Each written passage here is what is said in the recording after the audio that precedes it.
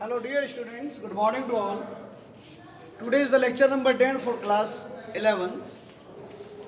और आज बेटा हम जो बात करेंगे थोड़ा सा न्यूमेरिकल्स प्रॉब्लम की बात करेंगे, जो मैंने आपको रिलेटिव एरर पढ़ाई, परसेंटेज एरर पढ़ाई और जितने भी एरर्स का जो कॉम्बिनेशन थी वो एरर पढ़ाई। तो बेटा पहला क्वेश्चन बेटा आपके पास है, आपके पास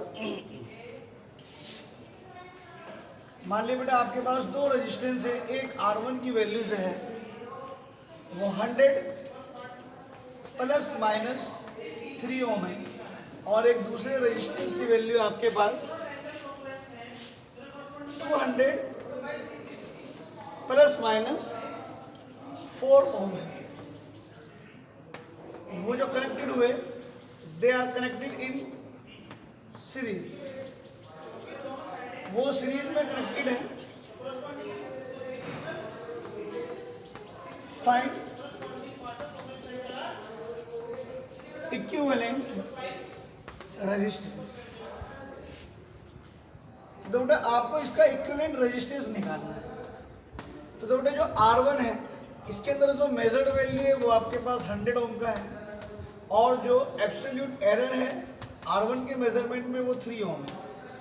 इसी प्रकार से जो R2 में जो मेजर्ड वैल्यू है वो 200 ओम है और जो आपके पास डेल्टा R2 है वो आपके पास 4 ओम है। This is the absolute error and these are the measured value.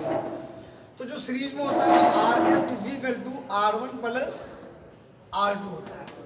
तो बेटा जो आपके पास ये वाली और जो मेजर्ड वैल्यू है वो तो अगर सम होगा तो सम हो जाएगा, डिफरेंस होगा तो वो डिफरेंस हो जाएगा। तो फॉर्मूले में हमारे पास बेटे R1 प्लस R2 है, तो हम क्या करेंगे बेटे 100 plus 200 ohm and plus minus जो एब्सोल्यूट एरर है वो हमेशा प्लस ही होगी।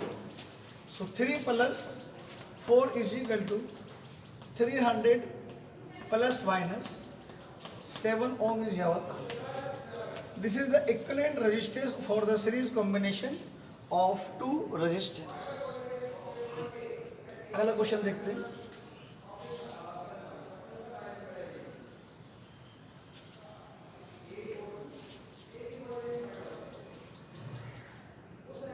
मान लीजिए बेटे एक मास M1 है, M1 की जो वैल्यू है वो 26.5 प्लस माइनस 0.3 ग्राम है और जो M2 की वैल्यू है वो आपके पास 12.7 प्लस माइनस 0.1 ग्राम है। आपको find sum and difference of masses. आपको इन दोनों मास का सम और डिफरेंस निकालना है। तो मान लिया सम हमें निकालना है तो आपका m इजिकल टू क्या होगा बेटे M1 प्लस M2। अब तो बेटे जो M1 की वैल्यू है वो हमारे पास 26.5 ग्राम है और जो डेल्टा M1 है वो हमारे पास 0.3 ग्राम है और जो M2 की वैल्यू है वो 12.7 ग्राम है और जो डेल्टा M2 है वो हमारे पास 0.1 ग्राम है। सो M1 प्लस M2 में मेजर्ड वैल्यू तो आपके पास जुड़ेगी ही। तो 7 और 5 12, 6 और 2 8 और 1 9 एंड 2 और 1 39.2 and 0.3 and 0.1 0.4 gram is your answer. But जो डिफरेंस होगा वो हम कैसे निकालेंगे? वो हम निकालेंगे m is equal to M1 minus M2। So M1 minus M2 में तो जो मेजर्ड वैल्यू उसका तो डिफरेंस होगा ही होगा, लाइक 26.5 माइनस 12.7, लेकिन जो एब्सोल्यूट एरर है उसका सम ही होगा क्योंकि बेटे एब्सोल्यूट एरर कभी भी डिफरेंस में होती ही नहीं है। तो इसका जो आंसर आ जाएगा आपके पास तो 26.5 और 12.7, 15 में से 7 गए 8, 7 में से 2 गए 5, सो 15.8 plus minus 0.4 gram is your answer. तो सिंपल क्वेश्चन थे। अब थोड़ा सा और अलग टाइप के थोड़े से क्वेश्चन ले लेते हैं हम लोग।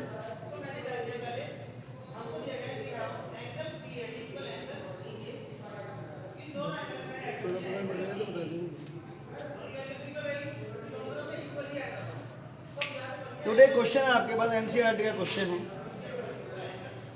परसेंटेज एरर, जो परसेंटेज एरर दी है हमें, जो परसेंटेज एरर है, percentage error of mass and speed are 2% and 3%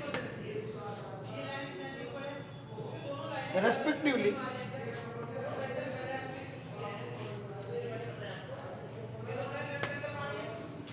अब आपको क्या निकालना है? Find maximum error, find maximum error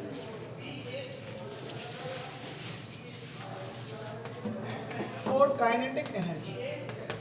हमको बेटा मैक्सिमम एरर निकालनी है। तो बेटा सोल्यूशन में देखो बेटा, आपको परसेंटेज एरर दी है किसकी? मास की, करेक्ट। तो मास का जो एब्सोल्यूट मास होता है, जो एब्सोल्यूट एरर होती है वो डेल्टा एम, और जो मेजर्ड वैल्यू होती है वो डेल्टा एम। तो जो delta m upon m into जो 100 हुआ, इट इज 2%, करेक्ट।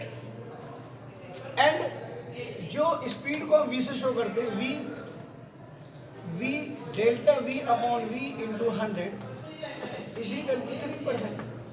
यानी कि आपको बेटे परसेंटेज एरर दी है मास की और स्पीड की, तो मास की परसेंटेज एरर ये हो गई और वेलोसिटी की परसेंटेज एरर ये हो गई, करेक्ट। तो देखो बेटे काइनेटिक एनर्जी का जो फार्मूला होता है वो हमारे पास हाफ एम वी स्क्वायर होता है। देखो बेटे किसी भी कांस्टेंट को कोई वैल्यू नहीं होती, ठीक है ना। तो देखो बेटे हमारे पास जो फार्मूला बन जाता है इसको डेल्टा एम, ये आपके पास प्रोडक्ट का जो रेस्ट पावर का मैंने आपको कॉम्बिनेशन ऑफ एरर में फार्मूला लिखा है उसको यूज करना है हमें। Delta m upon m into 100 plus 2 delta v upon v into 100। अब अगर बेटा हम यहाँ पर इसकी परसेंटेज एरर की वैल्यू पुट करते हैं 2 प्लस 2 इंटू 3, तो क्या हुआ बेटे 2 plus 6 is equal to 8% is your answer, correct. तो यानी कि जो परसेंटेज मैक्सिमम एरर आई परसेंटेज एरर में, वो हमारे पास कितनी आई? 8%, करेक्ट।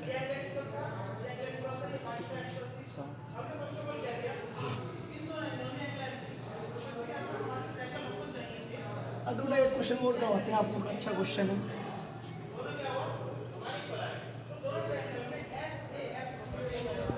परसेंटेज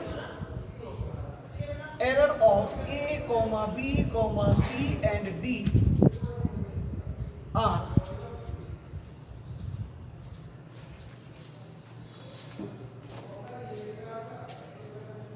4%, 2%, 3% and 1%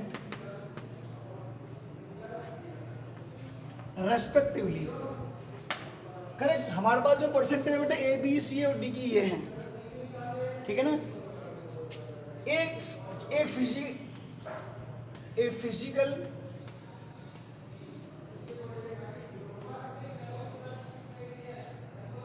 क्वांटिटी जो एक्स दी है बेटा वो आपको, वो ए square B cube C root D दिया है, करेक्ट।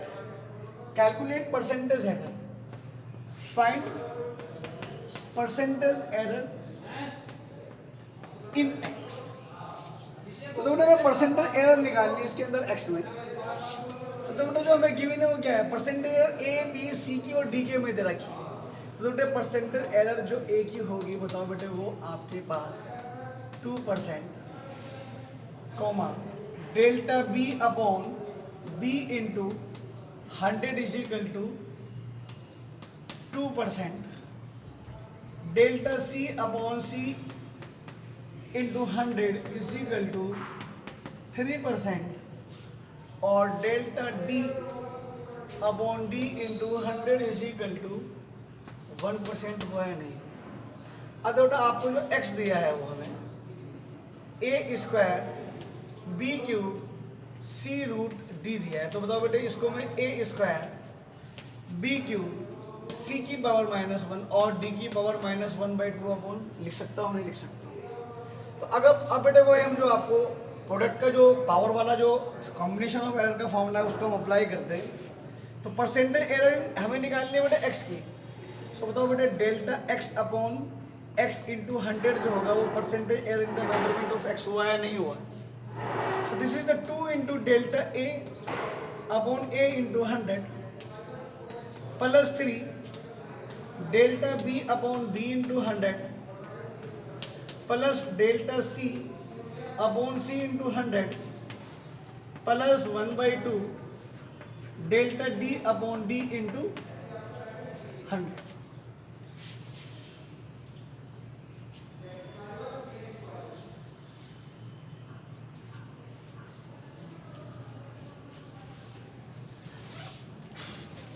अब बेटा जो delta X upon X into 100 है, मतलब बेटा delta A upon A into 100 यानी परसेंटेज एरर जो ए की है वो कितनी है हमारे पास 4 plus 3 delta B upon into B 100 कितना है वो 2 प्लस 3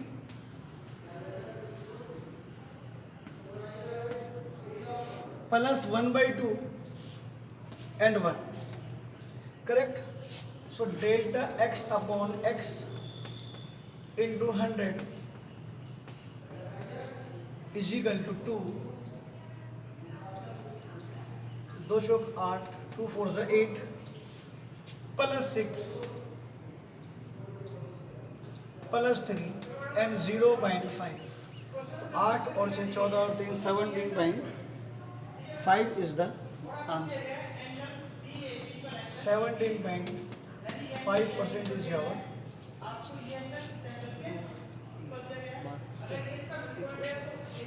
एक क्वेश्चन और देखते हैं बेटे रिलेटिव एरर का। कंपनी रिलेटिव एरर का ऐसी बेटे रिलेटिव एरर परसेंटेज में इतना होता है। तो बेटा अगर ये आपके पास परसेंटेज एरर हो तो ये इसको हटाओ तो ये इसकी रिलेटिव एरर हो जाए। एक क्वेश्चन और देखते हैं बेटा आपके पास आपको दिया है गिवन है बेटा हमें z is equal to a की पावर 4 b की power 1/3 upon c into d की पावर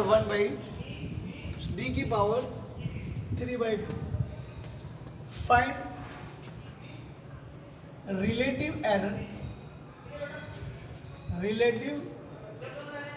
एरर ऑफ z। तो इधर बहुत सिंपल है बेटा क्वेश्चन। तो बेटा z को आप लिख सकते हैं a की पावर 4 b की पावर 1/3 c की पावर 1/3 d की power -3/2। So delta z upon z 4 delta a upon a plus 1/2 delta b upon b plus delta c upon c plus 3/2 delta d upon. This is the answer of relative error in the measurement of. तो आज का topic यही है। कल मैं आपको और numerical करवाऊंगा थोड़े से, उसके बाद ये टॉपिक एरर का मैं ख़त्म करूँगा। ओके, थैंक यू बेटा।